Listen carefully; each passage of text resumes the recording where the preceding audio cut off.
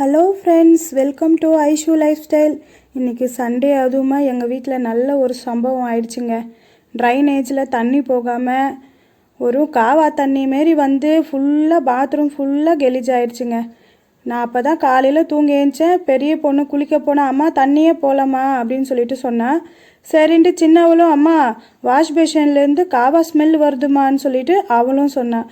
என்னடா பண்ணுறதுன்னு ஒன்றும் புரியாமல் ஏந்து போய் பார்த்தாக்கா பாத்ரூமில் தண்ணியே போல் தேங்கி நிற்கிது. சரி என்னடா பண்ணுறதுன்னு சொல்லிட்டு 2 பாட்டில் ஆசிட் வாங்கிட்டு வந்தேங்க.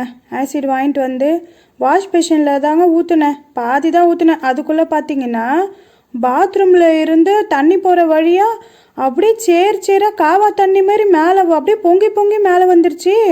இது என்னடா நம்மளுக்கு வந்த சோதனைன்னு ஒன்றும் புரியாமல் யோசிச்சுட்டு இருந்தேன். சரி என்னடா பண்ணுறதுன்னு சொல்லிட்டு இருந்த மீதி இன்னொரு பாட்டில் ஆசிடையும் திரும்ப பாதி வாஷ் பேஷனில் ஊற்றி விட்டுட்டு திரும்பவும் என்ன பண்ணேன், ட்ரைனேஜ் தண்ணி போகுது பார்த்தீங்களா, அங்கேயும் ஊற்றி விட்டேன். ஊற்றி விட்டதும் உள்ளே இருக்க எல்லா சேரு மண், இந்த தலைக்கு குளிப்போம் பார்த்தீங்களா முடி, இது மொத்தமும் வெளியே வந்ததுங்க.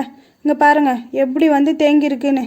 அதுக்கப்புறமா நான் என்ன பண்ணேன், தண்ணி வந்து அடிக்க ஆரம்பித்தேன். பாத்ரூம் ஃபுல்லாக அடிக்க ஆரம்பிச்சுட்டு அதுக்கப்புறமா அந்த தண்ணி போகிற வழியிலையும் வந்து நான் என்ன பண்ணேன், தண்ணி அடிக்க ஆரம்பித்தேன். தண்ணி அடிக்க ஆரம்பித்ததும் என்ன ஆச்சுன்னா, தேங்கி நின்ன தண்ணி கொஞ்சம் கொஞ்சமாக வெளியே போக ஆரம்பிச்சுது. அப்புறமா அதில் நின்று அந்த சேரு எல்லாமே வெளியே போச்சுங்க. ஃபஸ்ட்டு ஸ்டெப்பாக நான் ஊற்றுனது ஆசிட் தான் ஊற்றிருக்கேன். எனக்கு வாஷ் பேஷனோட லிங்க்கும் பாத்ரூமோட ட்ரைனேஜ் லிங்க்கும் ஒரே லிங்க்கு தாங்க. அதனால நான் ரெண்டுமே சேம் டைமில் க்ளீன் பண்ணிட்டேன். நீங்கள் ப்ரஷ் எதுவுமே போட்டு இதுக்கு வாஷ் பண்ணணுன்னு அவசியமே இல்லை. நீங்கள் வாஷ் பேஷன்லேயும் நான் வந்து வாஷ் பேஷன்லேயும் பாத்ரூமையும் வந்து நான் ஆசிட் போட்டிருக்கேன். ஆசிட் போட்டு ஒரு 10 நிமிஷம் விட்டதுக்கப்புறமா பார்த்தீங்கன்னா இங்கே பாருங்கள் ட்ரைனேஜ் க்ளீன் ஆகிட்டு தண்ணி பாருங்கள் இப்போ பாருங்கள் நிற்காமல் போயிட்டுருக்கு. இந்த மாதிரி நான் வந்து தண்ணி வந்து அடிச்சுக்கிட்டேன். தண்ணி அடித்து விட்டேன் பாருங்கள். நைட்டியோட தாங்க இருக்கேன், யாரும் தப்பாக எடுத்துக்காதீங்க. தூங்கி ஏந்த உடனே இந்த சம்பவம் நடந்த காரணத்தினால நான் அப்படி இருக்கேன். அதெல்லாம் ஆசிட் போட்டு முடிச்சதுக்கப்புறம் செகண்ட் ஸ்டெப்பாக நான் என்ன பண்ணியிருக்கேன்னா, உப்பு வந்து கல் உப்பு வந்து வாஷ் பேஷன்லேயும் பாத்ரூமோட ட்ரைனேஜ் ஏரியாவிலையும் கொஞ்சம் போட்டிருக்கேன்.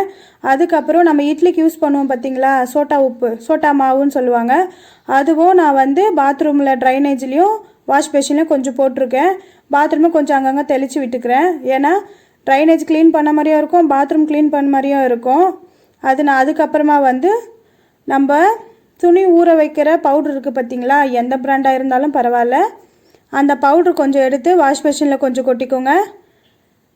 நான் ட்ரைனேஜ் பக்கமும் கொஞ்சம் பாத்ரூம்லேயும் ஃபுல்லாக ஸ்ப்ரெட் பண்ணிக்கிறேன். டாய்லெட் பக்கமும் நான் வந்து தூவி விட்டுக்கிறேன்.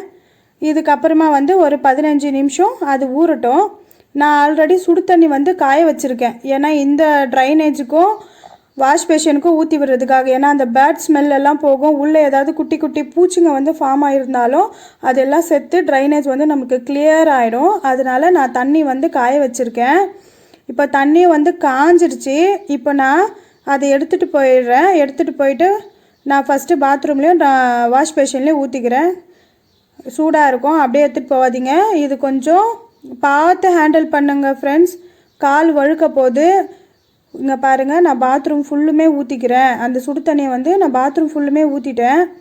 காலில் செப்பல் போட்டுங்க ஃப்ரெண்ட்ஸ், ஏன்னா சூடாக இருக்கும். கால் மேலே ஏதாவது போட்டுக்க போகிறீங்க, உஷாராக செய்யுங்க. ஆனால் இந்த முறை வந்து உங்களுக்கு 100% ரிசல்ட் கொடுக்கும். நான் பாத்ரூம் ஃபுல்லாக ஊற்றிக்கிட்டேன். இப்போ டாய்லெட் மேலேயும் கொஞ்சம் ஊற்றிக்கிட்டேன். ஏன்னா குட்டி குட்டியாக கிருமிங்கள்லாம் இருக்கும். இந்த மாதிரி நம்ம பண்ணோம்னா எதுவும் இருக்காது, பாத்ரூம் க்ளீன் ஆகிடும்.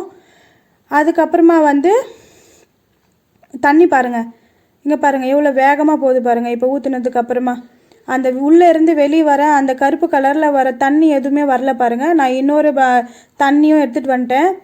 இப்போ பாருங்கள் கொதிக்க நான் வாஷ் பேஷன்லேயே ஊற்றிக்கிறேன். ஃப்ரெண்ட்ஸ் பார்த்து செய்யுங்க, மேலே ஏதாவது படப்போகுது, உஷாராக செய்யுங்க. ஆனால் 100% ரிசல்ட் கொடுக்கும். இந்த மாதிரி நீங்கள் வேணால் ட்ரை பண்ணி பாருங்கள். நான் எப்போயுமே மந்த்லி ஒன்ஸு இந்த மாதிரி தான் என்னோடய ட்ரைனேஜ் நான் க்ளீன் பண்ணிப்பேன். ஏன்னா அப்போ தான் அடைப்பாகாமல் இருக்கும். இப்போ பாருங்கள் வாஷ் பேஷனில் தண்ணி பாருங்கள் போயிட்டுருக்கு, கொஞ்சம் கொஞ்சமாக போயிட்டுருக்கு. ஏன்னா அங்கே தான் இப்போ வந்து ஸ்மெல் அதிகமாக இருந்தது வாஷ் பேஷனில். பாருங்கள் தண்ணி பாருங்கள், அங்கே பபுள்ஸாக வருது பாருங்கள் தண்ணி. இப்போ தான் உள்ளே போயிட்டுருக்கு, தண்ணியே போகாமல் இருந்தது ஃப்ரெண்ட்ஸ். இங்கே பாருங்கள் இப்போ தான் கொஞ்சம் கொஞ்சமாக தண்ணி உள்ளே போயிட்டுருக்கு. இங்கே பாருங்கள் பபுள்ஸ் வருது, நல்லா தெரியும். பாத்ரூம்லேயும் பாருங்கள் தண்ணி நிற்கல.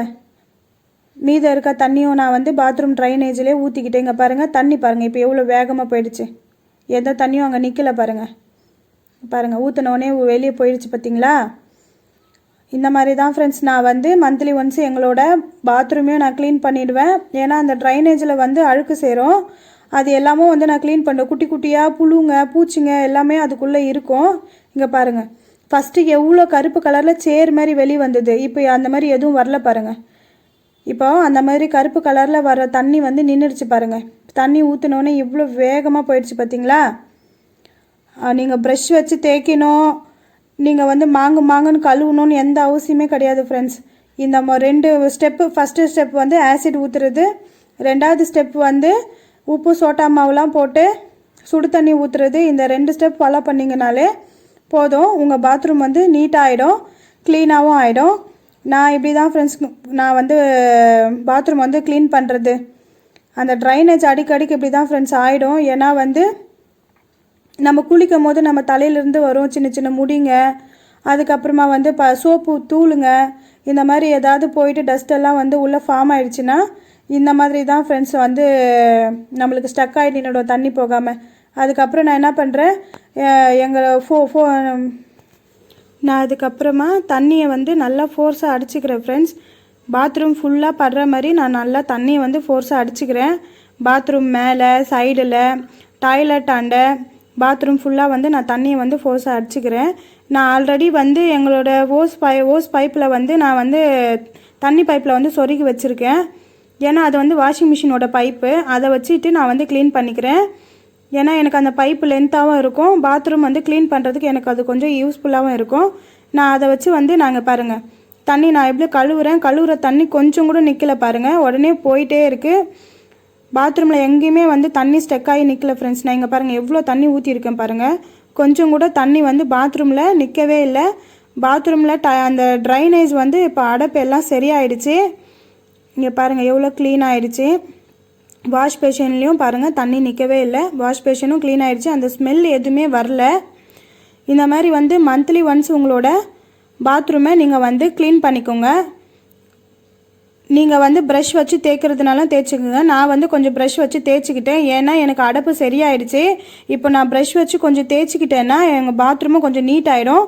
அதனால நான் ப்ரஷ் வச்சு கீழெல்லாம் தேய்ச்சி விட்டுக்கிட்டேன் ஃப்ரெண்ட்ஸ். ஓகே ஃப்ரெண்ட்ஸ், நான் சொன்ன இந்த ஐடியாலாம் உங்களுக்கு யூஸ்ஃபுல்லாக இருந்ததுன்னா என்னோட சேனலை சப்ஸ்கிரைப் பண்ணுங்கள் ஃப்ரெண்ட்ஸ். இந்த மாதிரி மோர் வீடியோஸ் நான் உங்களுக்கு கொடுக்க முயற்சி பண்ணுறேன். என்னோட சேனலை சப்ஸ்கிரைப் பண்ணுங்கள், லைக் பண்ணுங்கள், ஷேர் பண்ணுங்கள் ஃப்ரெண்ட்ஸ். ஓகே ஃப்ரெண்ட்ஸ், பாய்.